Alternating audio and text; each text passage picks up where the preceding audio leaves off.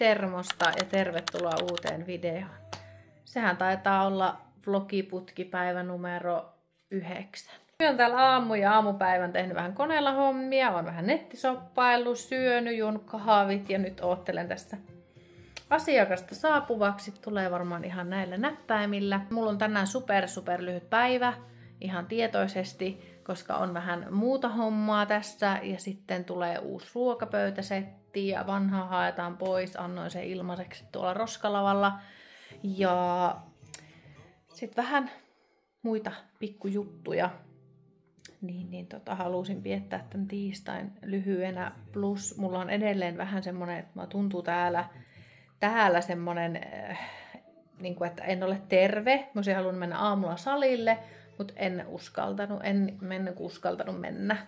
Niin nyt tää päivä ainakin vielä katsotaan ja miltä alkaa tuntuu. Niin mennään tämmöisellä lyhyellä päivällä tänään. Joo, ei kai tässä kummempaa. Meillä on uusi ruokapöytä. Uhuu! Siis nyt on niinku torilöytö kerrassaan. Tää pöytä oli satkun. Ja nämä tuolit oli 20 € kappale. Ja maksoin siis tästä koko setistä vain 140. Ja sitten mä aloin katsoa näitä tuoleja netistä, että mitä nämä niinku maksaa ja niinku näin. Niin nämä on siis kotimaista design, eli tämä on siis kotimaiset tuolit ja maksaa OVH:na 4,99. Oli vaan silleen, mitä? Ja siis nämä on todella hyvässä kunnossa, niin kuin nämä kaikki. Ihan todella hyvässä kunnossa. Aivan kerta kaikkiaan. Se oli sanonutkin, kun Heikki kävi nuo hakkeen, niin se oli sanonutkin se nainen, että nyt on kyllä niin kuin olette tehneet erittäin hyvät kaupat. Ja olen hänen kanssa samaa mieltä. Pitäisi alkaa siivoamaan tuo eteisen rytöllä. Ja kun mä vähän siivosin tuota keittiötä ja järjestelin, niin mä sitten räjäytin tuon eteisen. Ups. Tykkään ihan tosi paljon tästä. Olen iloinen. Ja tää pöytä on siis ihan massiivipuuta. Tää painokin ihan sikana. Käytiin Rustassa vähän shoppailein. Tiina tuli pesseen Bellan meille. Tiina on siis koirien Bellan ja Donnan siis kasvattaja. Häneltä on aikanaan, reilu 3 vuotta sitten Donna ostettu ja niin hän tuli nyt sitten pesemään meille tuon Bellan, kun se oli tuli käymään täällä Rovaniemellä, niin hän tuli sitten sen pesemään, koska se haluaa käyttää sitä näyttelyissä sitten myöhemmin, niin nyt sitten kasvatellaan turkkia.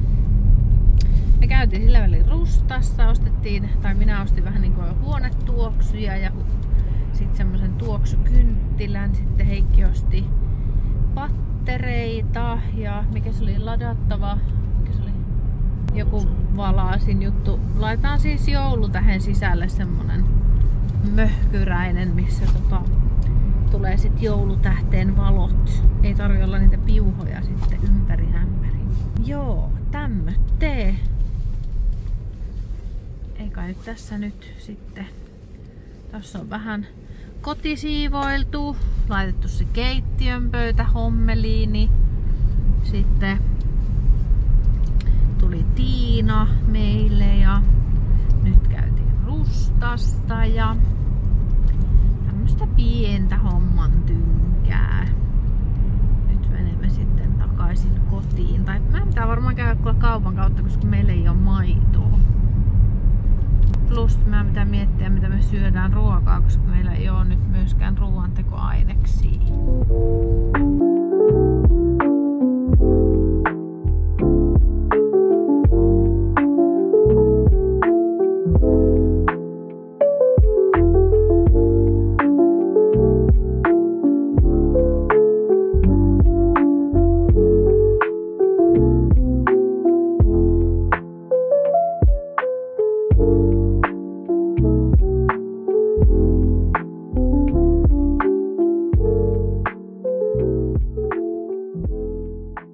Täällä valmistuu jauheliha, kasvis, koskenlaskija, kerma, wokki, härpäke ja siellä lämmitetään glögiä.